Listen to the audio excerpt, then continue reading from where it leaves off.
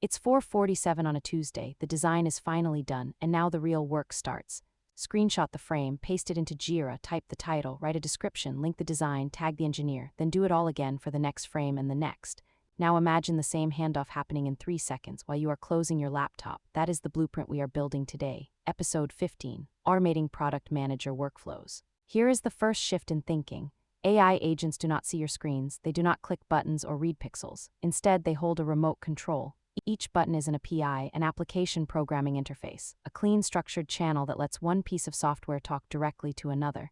The Figma API lets an agent read your design files, your frames, your comments, your components.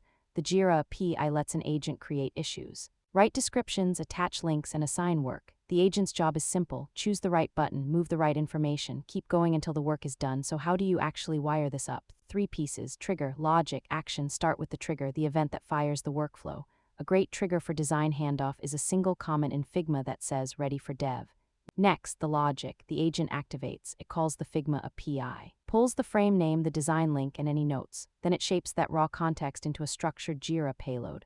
Title, description, design link, assignee. Finally, the action. The agent calls the Jira API and writes the ticket. The title types itself in, the description fills, the design thumbnail snaps into place, the assignee gets pinged, no copy-paste, no context loss, no more Tuesday afternoons. Here is the part that changes how you see your work. This pattern is universal: trigger, logic, action. The shape never changes, only the platforms do. A customer message in Slack becomes a task in Asana. A spike in Datadog becomes an incident in Jira. A pull request in GitHub becomes a status update in Linear.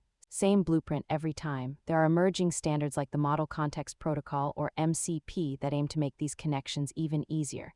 But the core idea is older and simpler. Find the trigger, define the logic, specify the action. Once you see this pattern, you start spotting it everywhere: every status update, every cross-tool sync, every place a human is acting like a copy-paste machine. That is automation territory. In our next episode, we get even more hands-on. We will build a personal AI assistant using no-code tools with the exact patterns you just learned. If this video sharpened your thinking, hit like and subscribe. And drop a comment with the one tedious task you would automate first. See you in the next one.